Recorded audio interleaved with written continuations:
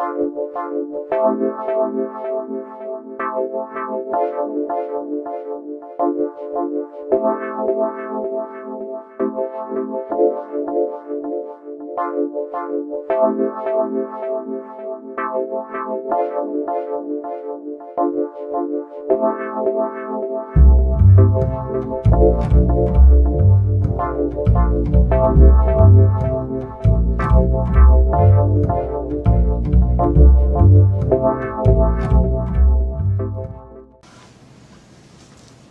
have a two special guests here for the Start the Visionaries series that was a brainchild of Vince Robinson, and I loved it so much. And we had a group of people pick out 10 people from northeastern Ohio who were deemed visionaries, and I'm so thankful that I could interview two of them, get two for the price of one today. And it's a real privilege, gentlemen. I just want to say that right out the gate. Thank you. I definitely want to, I was privileged to see a slide presentation by Mr. Robenalt that gave me a lot of insight. I definitely want to discuss that. So the viewers who are going to be looking at the Visionaries program, it's going to be different people who, like yourself, have shown that vision, and people who are interested, who want their inspiration. And I was very inspired by the work of both these gentlemen. And first, to the right, this handsome young man, James Robenalt. He's a lawyer, author. He has a long bio, but I'm going to try to condense it to so we can get in our discussion, but still do it justice. Mr. Robenalt is a lawyer. He is a partner. I don't know if you're the chair of the business litigation Used unit. to be. Okay, well, he's a litigator. He has won big verdicts. He earned his keep. Mm-hmm. So he has written several books over the years, and I will mention some of them. Also, before I mention the books, he has made several continuing legal education programs. One of the more popular ones was the Watergate CLE. Very impressive, very involved in the ethics part of CLE, and that's something that not many people could say too much. Yeah. But with the ethics part, he has shows of social consciousness, one of the titles. Okay, right. Correct me if I'm wrong, I don't know when your first publication came out, Mr. Robenalt, but 2004, Linking Rings. Linking Rings. That was about my mother's grandfather, Oh, okay. who was the head of the Democratic Party in Ohio during his time. No wonder you have such a wealth of knowledge. Okay, I'm starting to see a picture there. Okay, 2009, the Harding Affair. Yeah, his love letters between Warren Harding and a mistress during the First World War. It turns out she's a German spy. So it's a spy story, but it's a real story. It's it true, actually right? happened. Amazing. He was on his way to Amazing. becoming president, too. Amazing. Okay. Wow, I guess we're going to have to come back for maybe more yeah. interviews. Yeah, she was his Stormy Daniels. Wow.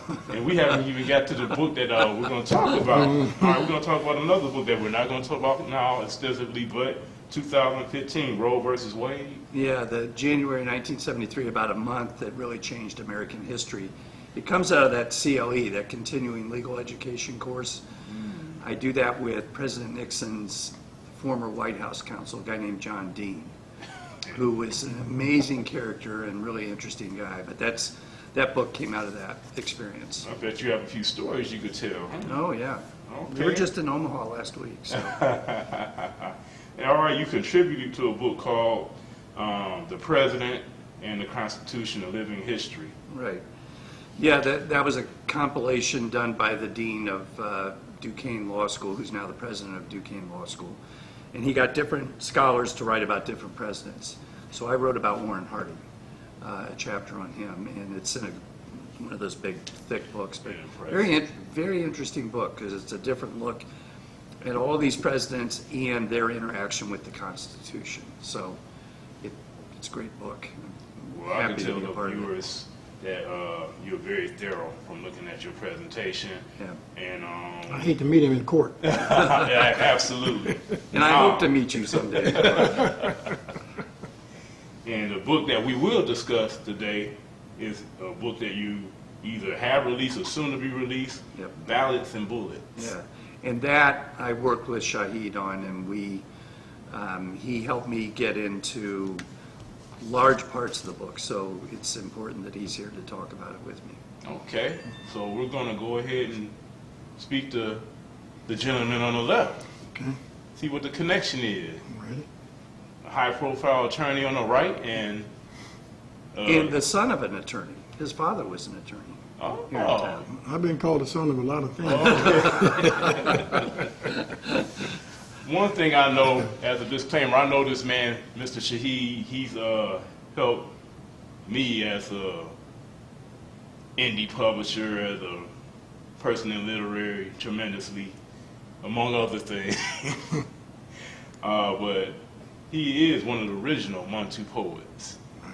under the tutelage of master poet and musician Russell Atkins, Yes, who won the Cleveland Arts Prize Yes. last year. yes, he did. And He had a street named after him as well. yes, Russell Atkins was a portion of which street? Grand Avenue. Grand Avenue. And I know for a fact that Mr. Shaheed, you were instrumental in a lot of these things, and we all want to thank you for that. You're welcome. For a time though, you weren't active in the literary because you were raising a family and traveling. What are some of the There was a venues lot of you've traveled to? Yeah, there was a lot of things that went on from the time I left high school, and I actually started writing in the 7th grade, and then that got interrupted by life, and living in different countries, traveling in different areas. And after 1968, I just stopped writing because there was a new threshold, spiritual threshold that I was approaching that really I didn't have any idea that was going to be there. And once I got involved in it, at that point, it kind of took everything away from me because I kind of lost my voice.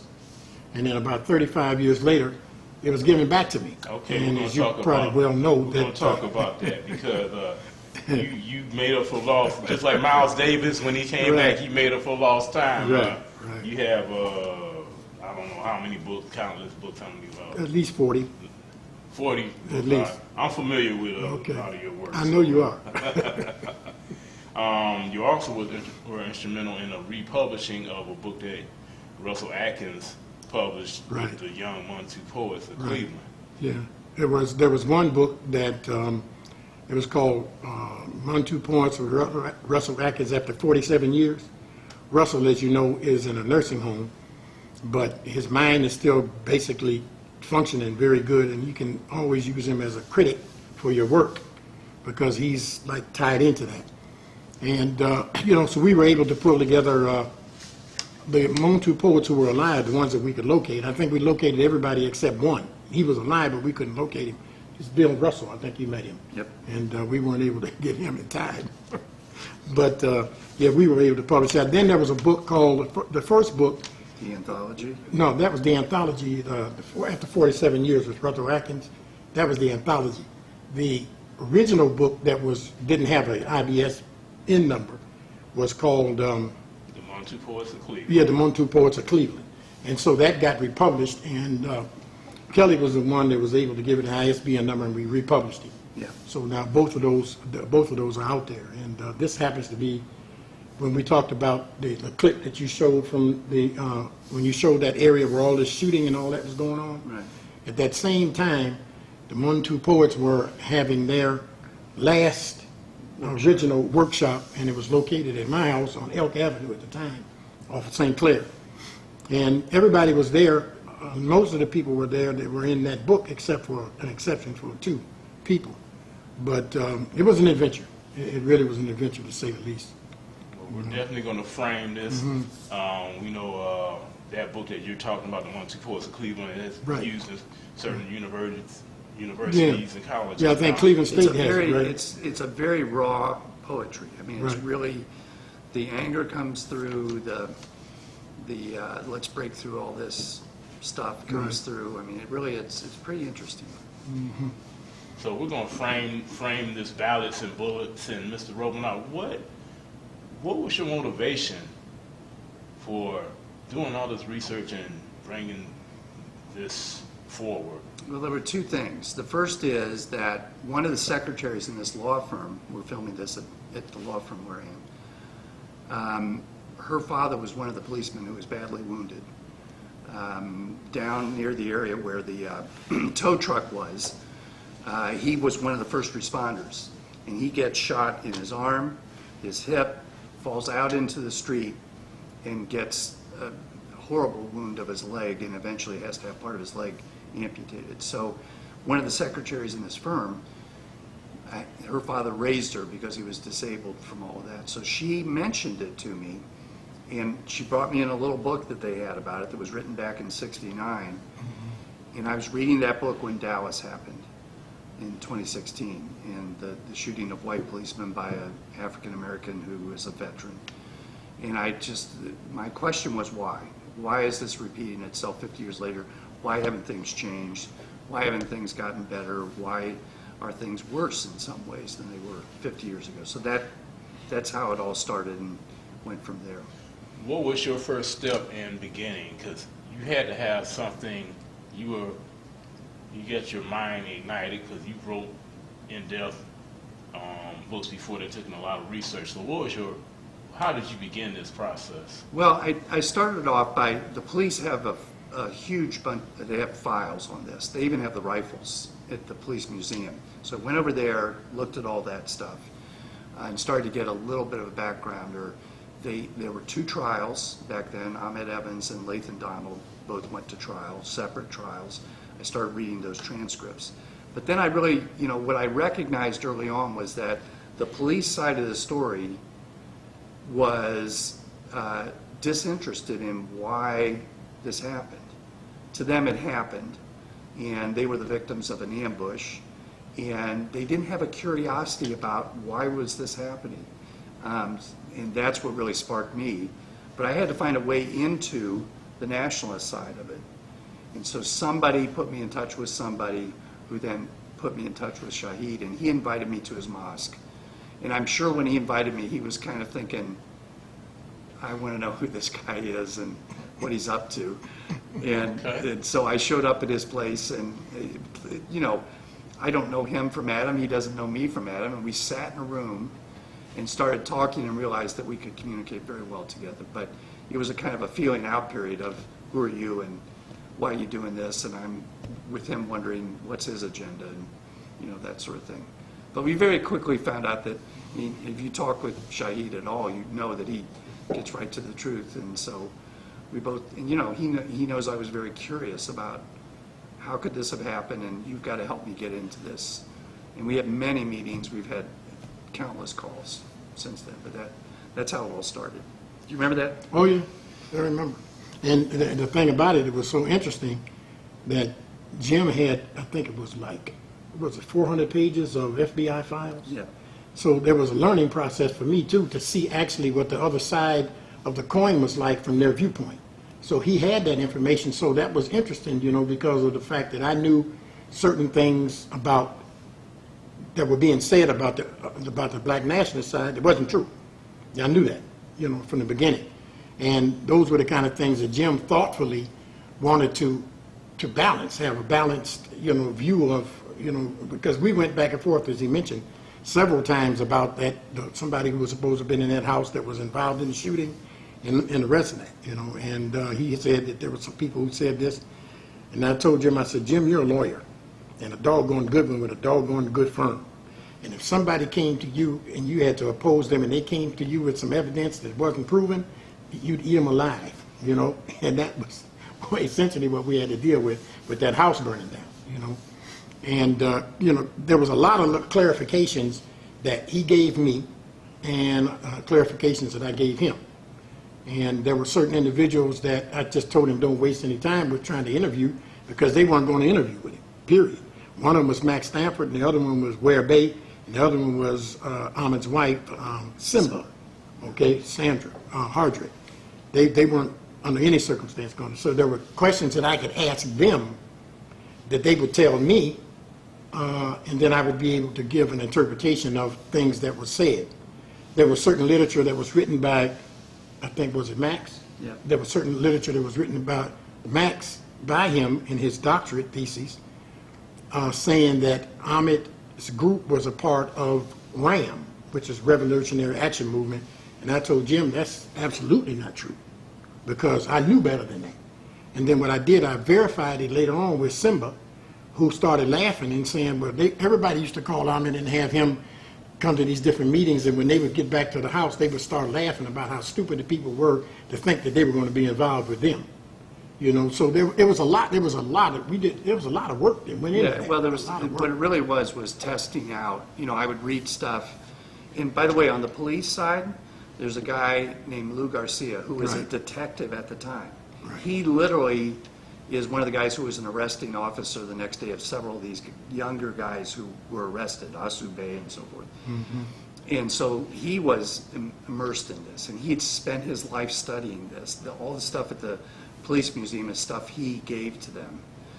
And so I would read his stuff, and he and I had a lot of discussions about it, and then I would come and talk with him about what about this, and he would add that insight. So it was really helpful to have both those guys from the police camp and the black nationalist camp to really try to tell the story as honestly as I could. My question in relation to what you're saying is that how did you verify Shaheed's knowledge or his assistance in that? I heard a rumor of maybe there were some documents that maybe had Shaheed involved Well, in it. actually, if I could, I think one of the first things that I did when Jim and I were to meet is I sent him that picture that you saw of me and Ahmed Evans sitting in the prison down at OP. That allowed him to know I had contact with him. We're standing right next to each other. So anything that I would say from that point on, the possibility increased, probably in Jim's mind, that maybe this guy knows what he's talking about, because there's nobody, number one, to contradict anything that I was saying, period. Okay? And with the as a lawyer, when you're looking at evidence, just as he was just saying, you kind of look at things almost from a triangle, that, you know, somebody's saying this, well, what's it say over here, what's it say over here? And we would call that corroborating evidence. And in this case, it helps that we have a couple of things. One is the transcripts, the trial transcripts. Of course, people don't always tell the truth in trial, but you have that. And then you have what we call the real evidence. For example, when Ahmed was buying rifles, there are invoices that he signed, you know, so you have that real evidence. Then you have these FBI files that nobody's ever seen until a year ago when I found them. And there were informants who were constantly getting information to the FBI. And even though there's a lot of reason not to trust the FBI, especially the way they were acting back then, they never expected these files to see the light of day. When they wrote them, they thought they were going to be private forever. So that leads me to think there's some validity to what they're saying, because they just have to report what they're hearing accurately. Whether people are telling them stuff accurately is a different question. So I have all that stuff to then check what he's saying to me, and he is able to check some of that information too, to say, no, that's not true, or that isn't true because of this, that, or the other. But it's the way, as lawyers, we try to go back and build something from all these perspectives to look at an event and see what really happened. We're going to go back to 1968. Okay, we're going to frame that time frame. But I would like to frame it in both of your minds under your specific individual circumstances. Yeah, you're a lawyer, you're the son of a lawyer, but I assume you're not growing up under the same circumstances. So if you could discuss that and frame that for our viewers. That's a good question. You go ahead. Well, actually, I was a musician for a short period of time. And when I really made my mind up that that wasn't going to work was when I had a gig I was going to be playing in New York with You Are My Starship guy. I can't think his name. Norman Connors. No, Norman Connors. And I had been going back and forth to New York then, and I just didn't like the way they lived. You know, you had to go in these apartments where all these roaches and mice was crawling all around, no air conditioning. I said, no, I don't think so. You know, so I kind of like got away from that situation, and I started dealing with something close at hand because I never was raised like that. You know, if there was a roach, I probably never saw him. You know, I never was hungry. So what I had to do actually was to break out of the mode that I grew up in, and I went out into the world, and I found people that had a different growing up experience. And that's what really kind of led me to the Black nationalist movement, you know, was exposing myself to this. And I've always thought that we were always treated different than other people. And it was a really eye-opening experience when I left the United States and went to Sweden in 1963. And I saw that here were people whiter than the white people here. Okay, and I was treated like a human being there. So then I knew something was wrong here. You know, and from that point on, I was kind of like on a more or less a path of knowing how to try to deal with this kind of stuff. And I never was like a pacifist. You know, it was never that. Never, ever in my life have I ever been a pacifist.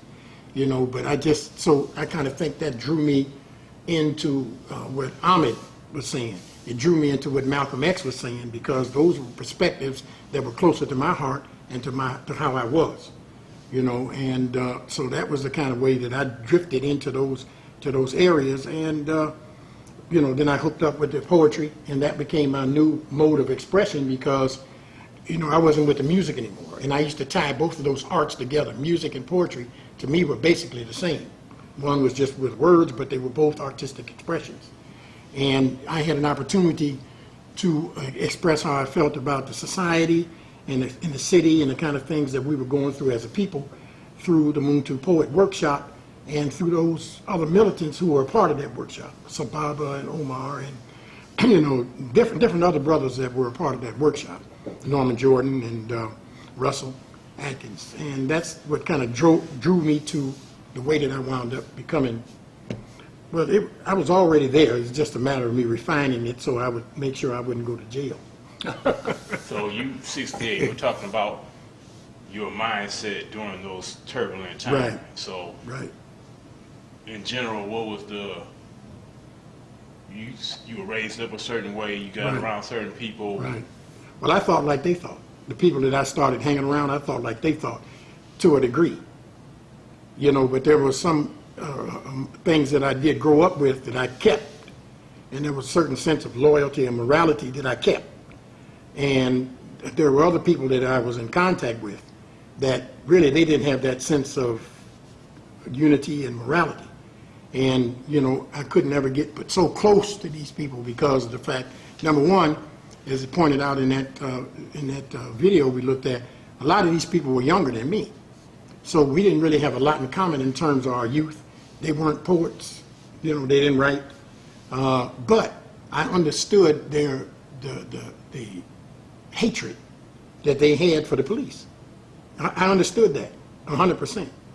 And I just wasn't willing to go to the extent that they went to eventually in dealing with that kind of thing. But I understood all of it, you know, why they felt that way and why I was around them, because there was another group called the Afro Set. And Harlell Jones was the head of the Afro Set. But I didn't have an affinity with the Afro Set because, to me, they weren't militant enough, okay? But Ahmed and the things that he talked about, it was more in line with what Malcolm talked about in terms of the bullet rather than the ballot, okay? Because it definitely wasn't about no voting, okay? Plus, you know, I had a lot of fun, you know, with them back in the day because I didn't have certain religious restraints that came along later. And so it was a real big, it was fun. But he's put his finger on this book. This is my fourth book, and it was a huge challenge for me because I am neither from a police family nor am I African American. So I had to try to understand both perspectives, and they're both foreign to me. Obviously, being an African American is more foreign to me than the police side, but they both are. The key for me to understand this was to understand Malcolm X. And I knew nothing about him. I knew very little about him. And if you talk with most people, they have a negative perception of him as a violent, bad person, you know, almost a criminal. But to understand him and to understand the transformation of his life that starts here in Cleveland at Corey Methodist Church in the spring of '64, after he leaves the Nation of Islam, and it begins with his Ballot or Bullet speech. To understand that is to understand black nationalism, is to understand why the movement was going the way it was going and how it was different from Dr. King. I grew up knowing about the black freedom movement from the King perspective, right, the nonviolence perspective. Right. And the other side was just unacceptable. It was Black Panthers, it was, rebellions and riots. And so to understand how that all really fits from a theory standpoint and philosophically, you really have to understand Malcolm X and what he was saying and why he was saying it, and get deeper than just the surface of that. So that was important. But we're getting deeper than just the surface. Got a little bit from Shaheed. I think maybe we're all being politically correct, but what were people really thinking, like in their living rooms, over the dinner table, in different families during that time across America, in different, locales, different categories of people that are all call themselves American? What were the Well, from my perspective, the 60s was a time of change, not only in black America, but in white America as well. Because you had groups like SDS, Students for Democratic Society. You had the Communist Party.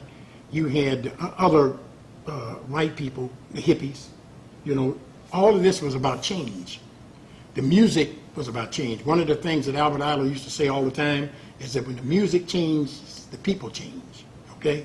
And it was a time for Ornette Coleman and Albert Ayler and Cecil Taylor and all of these different musicians, and that background was across America. You would walk down the street in the 60s, in 65, 66, 67, 68, 69, and people would speak to each other. I mean, it was like everybody felt this affinity, and the black nationalists were looked at as heroes in the community, because it was always felt that if anything happened, in fact, people would come to the nationalists in the neighborhood to solve certain kind of problems they were having. If a person was being abused, if a woman was being abused, if somebody wasn't given that, if the landlord, who was an absentee landlord, wasn't going to take care of the place and all the rest of that, they would come to us for a resolution, to talk to these people. And I remember there were a recalcitrant group of people that owned the beauty salons, because back then it was about the natural look, the women having the afro and so on and so forth. So the people in the beauty salons used to lock their door, because you would have people that would go in there and turn the fires out on straighten the combs. I mean, it was a bunch of stuff like that. I remember one incident. I happened to be at this particular incident. There was a pick and pay that was on Superior, near about 107th, 108th and Superior, right? It was a grocery store there. All the white people ran it. And I remember that I happened to be with Ahmed and them this one time. They went in there and filled up the grocery cart, and just walked out, and just, and the manager was, wait a minute, you can't do that. What are you talking about, man? The name of this store is Pick and Go, and that's what we just did. It was a great sense of unity. Now, people who were not going to stand up and be with them outwardly, they backed them. There were individuals. They were sympathetic. There were individuals in the community that actually helped with things that happened during the shootout. There were actually people. They weren't going to be out front, but there were people who aided them, gave them certain things that they needed to have. If they needed to. The problem was absentee landlords, because a lot of that property was still owned by white people, okay? And the blacks did not own much of anything in that area. And so when the police wanted somebody evicted, they just go to them and say, look, get rid of this guy, we don't like him. The landlord, he didn't care. You understand, as the police said it, then he was down with them, and that was the end of it. So there were, and all across America, it wasn't just Cleveland. Cleveland had to be a focal point for certain events, but all across the United States, especially in like California, New York, Chicago, Cleveland, Baltimore, there was this movement of freedom. that everybody was gravitating toward. They didn't necessarily, there was a lot of communication. When one of the Black Panther members out of Chicago went down to Appalachia and talked to the poor whites in Appalachia, and they were getting ready to form what's called the White Panther Party, that's when they killed him. Said, oh no, you're not waking up these dumb monkeys. No, no, no, we got them, we gonna work with them. This is our backdrop. When we want atrocities committed, we go send them in. You understand? They're ilk. You know, so that was the death sentence for them. You know, when they did that, they were going to form this thing called the White Panther Party. So it was a time of change. Artistically, it was a time of change. Socially, people were tired of the status quo. And that was the mood in America, not just Cleveland, but it was in America across the country. And if you ask me what was the mood back then, you know, I was 12 years old at the time, and I lived in Lima, Ohio, in the western part of the state. But I'm sure that what was happening in Lima was similar to what was going on here. If you were like me, my father was in World War II. He was in the Army Airborne in France. My mom was a Navy wave. She was from this political family. They were Democrats, but the Democrats had been the party of racism for hundreds of years. So in my household, looking out at the world of what's going on, it was just scary. You know, you looked at it and you said, people are rioting. I don't understand why they're rioting. Because as I said, you know, the Civil Rights Act of 64 and 65, and then Watts is a week later. And people from the white community are looking at that saying, why are they rioting? I don't understand it. It was just, and the reason was there was no interaction between the groups.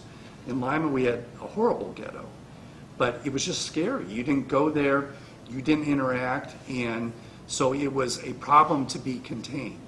And the police were used to do that. So from that's the perspective, I think, that was in '68 that was pretty prominent. People wanted to do the right thing, a large group of people, but they didn't understand their own unconscious racism, right, that they didn't even understand. Right, exactly. People today don't understand. Absolutely. But they knew that they had to solve poverty and racism at the same time, that they were two problems that were very interrelated. So we had the war on poverty, and you know, my parents voted for Lyndon Johnson, so they supported that. But then, you know, Richard Nixon comes in, and it's the counter-revolution that stops all that attempt to right things. And then we get into this really bad cycle that we've been in for 50 years. Well, you mentioned a cycle. So we're how many years? 50 years from this summer. From 68. July 23rd would be 50 years from the time that the original shootout took place. So 50 years ago, Martin Luther King was assassinated. 50 years ago, Bobby Kennedy was assassinated. And then this shootout a month So later. we're at a point in this history of this country, some would call it a corporation, maybe you could talk about that in another interview, but as far as your personal outlook, and I want to talk to you about your poetry, Shaheed, you have a book called The Pot, you know, you said it was inspired by Mr. Robenalt. Oh yeah, for sure. So, as far as your outlook and hope for what you're speaking of, Yeah. how would you, Mr. Robenalt, how would you like that to affect others? Yeah. At the end of the book, the whole book is writing as best I can of what I found to be the causes and the actual day in the shootout and the drama of it all, and from all these FBI files and everything else. The very last chapter, though, I inject myself into it and give my own political views. And my view is that 50 years ago, we were on the right path. 50 years ago, we did have a war on poverty. 50 years ago, we had something called the Kerner Commission, which said racism is a white problem, not black depravity. And it was a very honest report that Johnson had asked for after the Detroit riot. And they came out, that commission report could be issued today because all of the same issues are there, and the honesty was there about what's the core problem, how do we solve it. And then in Cleveland, we had Carl Stokes elected, and he started Cleveland Now, which was, again, a mini great society for Cleveland, housing, education, most importantly education, recreation centers, all health, all of that we were on that path, and it all got destroyed by this violence. My thought is, if we could hit the restart button and go back to 68, if we could go back to right before Martin Luther King is assassinated, somehow stop that. Somehow have King for another 20 years or 30 years. Somehow have Bobby Kennedy. Somehow continue the Great Society and the war on poverty and changing the urban or centers by infusing large amounts of money into it to solve problems instead of what has happened, which is that all got cut off pretty much. There's some things that were good, but a lot of it got cut off, and we turned to this war on drugs, mass incarceration of African American males, and Black Lives Matter. And so here we are 50 years later reliving the same thing that we were on the road at that point. And it's this violence that cut it off, that caused that fracture in our society, and hopefully we can get back there. You're a poet, so you... Yeah, well, I was doing a radio show one day, and the host of the show asked me about expectations. And the clearest analogy I could give him at the time was that I asked him, was he aware of the alleged fictional character Dracula? And he said, yeah, who knows? Everybody knows about Dracula. I said, well, if you were to meet Dracula in the alley at 1 o'clock in the morning, what would be your expectations? And he said, well, I said, what does Dracula do?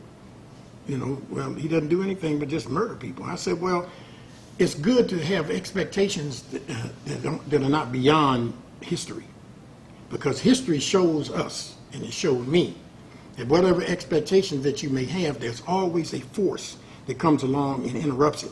I call it the yo-yo effect. The yo-yo effect, you have the yo-yo in your hand, and I don't care how long the string is, but at the end of the day, the yo-yo, if you're good with the yo-yo, it's going to come right back in your hand. So the string can be as long as it can be, but at the end of the day, yo-yo comes back in your hand.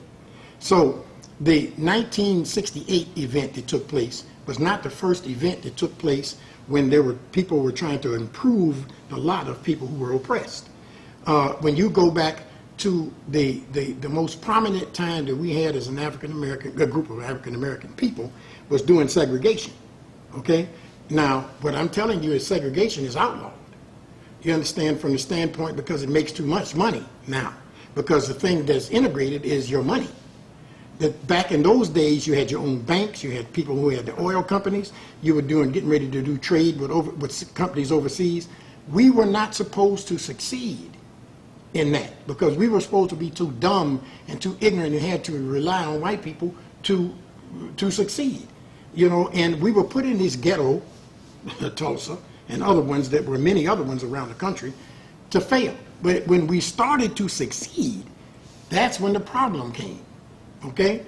Now, there are no black manufacturers of anything major anymore. Okay? Prior to that, there were. Okay, you had guys that they fixed shoes, they did all of these other things in your neighborhood. You don't have a black community, you have neighborhoods where black people live. And nobody hardly knows anybody in those areas, so there's no community. The root for a community is unity. There is none. So in terms of what I don't think that you should ever stop trying to achieve. I don't think so. I don't think you should do that. I think you should continue to work hard to at least try to get back to where you came from and try to bring your people together, your neighbors together, and try to work for a common goal to establish something. The only thing that I'm saying is, in terms of expectations, that is not going to ever happen, because white people who are in power are not going to allow it to happen. Segregation is outlawed for obvious reasons. Now, in conclusion with that, if you have a business, you have a company, okay, and this company's been in business for 300 years, and usually the projections for a good future are based on a past. So when you look at the past and everything that you've done in that past, everything that you've done, whether it be kill all the Indians, drop A-bombs on people, whatever it is, it just happens, okay? That is why you are where you are today. So if you are the strongest nation in the world, if you have the best economy, if you're enjoying all of these privileges, it's based on your past record. So why, if there's no threat to you, why would you change anything? That's always been my question. What's the reason for change? Because it's the right thing to do? No, they're not going to do that. It's always been the right thing to do, like Jim was saying back in the '68. That was an attempt to do that. So the point that I brought up earlier about trying to convert certain white people in certain categories, that what happens is the police are sent in to represent that force that is disruptive. When that law was passed in Washington about the one they're talking about, the war on poverty and all the rest of that kind of stuff, what happened is there were certain individuals who didn't want that. So what they did, just like they did in Tulsa, they sent in the dumb white people to disrupt and to tear up and destroy Tulsa. And then the police came in, dropped bombs on these people. These were American citizens. Even though they were African American, they were still American citizens. They dropped bombs on them, destroyed their entire economy. And what did the government do? Did they rebuild Tulsa? No, because that wasn't the reason they sent them in there in the first place. That's my view. I think nothing is going to ever change on its own. If I'm a successful businessman, why would I stop doing the things that are successful? My grandparents, their parents, my children, my grandchildren, they have all prospered from racism. It's racism that they've prospered from. Okay, if you got a situation where you could take 35 million people and withhold them from competition, how much does that increase your chances, you understand, of being successful? Why would you change? There is no reason to change. So ain't no change. And I don't see one coming. And I think I wrote that in the conclusion in that book too, didn't I, Jim? Yeah. You know, it's the same thing. I just don't see it. Yeah. You don't see the incentive for white Americans to want change. Why? I just don't see it. I mean, there may be something. Because just like the Kerner report said, it's white people that's causing the problems. You know, trying to restrict and keep black people back. And one of the things is, to give you an idea, when I was a teenager, when I used to look at football, a game I loved, by the way, when I used to look at football, there was nothing, I never liked basketball, but I would look at it every now and then. There were all white people on these college teams. There was nothing but white people. Now, look at Alabama. Who you got on there? Everybody on the team, almost on both sides, defense, offense, Tennessee, these is all black people. That white people see that as a threat. They feel that if you give them an opportunity in the corporate world, they'll do the same identical thing, and they will. They will dominate if they get an opportunity. Why give them an opportunity when it's going to undermine your children and your future? Ain't going to happen. And let me tell you what might be different, Okay. that you and I may not see. I was just today talked in a meeting where people are talking about differences in generations. Mm-hmm. Are you a baby boomer, or are you? No, I'm a what do you call it? World War. I'm a war child. A traditionalist. Right. Yeah. Right. And I'm a baby boomer. But one of the interesting things is the millennials and the next generation. Those younger people have less ingrained racism in them. They are the ones who accept gay Americans. Right. I believe that. It is a different thing that at some point, as opposed, you see the world as incentives, which is the way it's been seen, and I wonder whether this new group of younger Americans, because they don't have the same biases as strongly ingrained in them in the unconscious, that maybe things will change just because of that. Well, maybe, but I think what I see is a certain group of people somewhere that control things that are happening. Who they are, where they are. But what I'm saying is those people are all going to get old and die. But I think these other people are going to become the power brokers. They recruit their ideology. They have an ideology. And that ideology, they use the same symbols. You employ like people. Right. Yeah. You employ like people. That's what's got to happen. I'm just saying.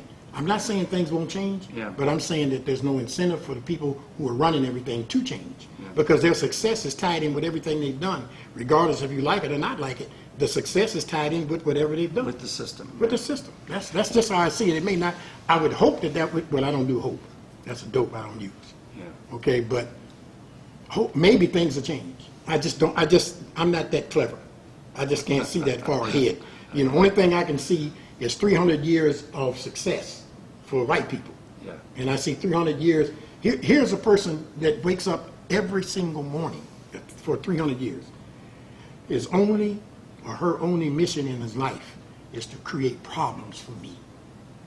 Every single day, their incentive to breathe and to eat and to go to the bathroom is to cause me a problem, to jam me up where I can't do anything, to mess up my children. That's what I see. You know, and I'm just saying that you see something different, you know. But I think that I'm not sure I see different, but you would hope. I hope. Yeah, okay. Yeah, no, but that's what it is. You know, everything's changing, and I just don't think change will come on. I think change will come through trauma. When everybody starts having to suffer the same kind of stuff, that necessarily is going to come from any individual, you know, but nature, let's say itself, may cause things where people have to start relying more on each other than now you look at the hospitals, you go to the hospital. I was in the hospital yesterday, I had this colonoscopy. I didn't see anybody black in there. None. The only time I saw somebody black, they was taking the garbage out. Okay? Now, you get an incident where you have all of these horrible things that are going on. Now, here comes a white boy in there with his finger, got a cut on it, and here's a black person that's sitting in there with, you know, some kind of trauma that needs to be handled right away. Based on the current mindset, the little white boy with the finger cut is going to get attention before this other person with a major problem. And that is what I see the Trump administration. Trump was selected to be in the place to create this mindset of not caring about people and being ruthless and all the rest of this kind of stuff based on what may be coming. I don't know. But I definitely know that he wasn't elected. He was selected by that same group of people that I was talking about. You know, and believe me, he's not out of pocket. He's doing exactly what they want him to do. You know, vulgar, lying and all, because that's the trend. That they want people's minds to start going to care less about people, have no humanity, you know, just lock them all up, shoot them, bang their head into a car. That's the kind of mentality. Look at all the police killing all these people. They just kill people just, you know, they talking about having body cams. They got pictures with the police shooting a guy in the back with a body camera. What happens to him? He gets a raise. He goes on vacation for 2 weeks until they investigate something that they're not investigating, and this guy gets a raise. Okay, so what? So how does that happen in a place where people are supposed to be caring about other individuals? They don't care. There's too many people in the world, number one. And I believe each country has a quota of people they need to get rid of. Okay? Because there's overcrowding, you got too many people, there's less water to drink. So if you kill 10,000 people, how many much gallons of water does that save in a place where they're running out of water? That may not be the case. But I'm just saying it's possible. That's all I'm saying. Hopefully I said enough. Gentlemen, I could not have asked for a better discussion. Talk about thought-provoking. If you could let our audience know your latest book, the title of your latest book, Mr. Robenalt, your latest. Yeah, endeavor. it's Ballots and Bullets, Black Political Power in Urban Guerrilla Warfare in 1968 Cleveland. And it's coming out in about a month. I'm looking forward to reading that, Mr. And Shaheed. part dedicated to him. Oh, okay, great. And the other part to the Detective. police, yeah, the detective. Yeah. And your latest. Well, the latest one that I have published, I got about 5 to be published, but the latest one to be published is The Pot. And that was inspired by my friend Jim Robenalt and getting involved with him and learning so much about things that I didn't know prior to me getting involved in the nationalist movement was very inspiring. And so I had a collection, I think, about 52 poems that may be in that book.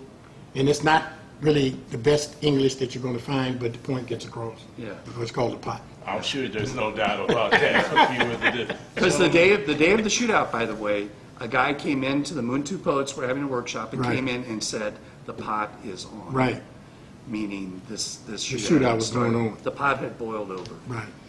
And So he it's a good he's title. still around, too. I had a letter I kept trying to get to Jim, but the guy wouldn't give it up. After a while, he started thinking, wait a minute, somebody wants this letter? I might be able to get some money for it. You know, but he still has a letter from Ahmed telling him about how they were trying to kill him in jail and all that. And they eventually did. They gave him cancer. All 4 of those guys, you know, died of cancer. Asube, Nandu Il, Ahmed, Sue Army, Little Army, and there was another guy, he never got caught, I guess. Unknown. He had an unknown, well, he didn't get cancer, he's still living down there on 59. But, what's his name? Abu, you know, all of them. Cancer, And I've said all to of him them. many times, I think you're paranoid, and you say, Just because I'm paranoid don't mean I'm wrong. Gentlemen, I thoroughly enjoyed this discussion. I think we might need another investigation. Ladies and gentlemen, I'm privileged to the first visionary episode to interview Mr. Attorney James Robenalt and Mr. M.A. Shaheed. There you go. Gentlemen, thank you. You're Thanks, quite Kelly. welcome. Thanks Thank a you. lot, Kelly. Appreciate your time.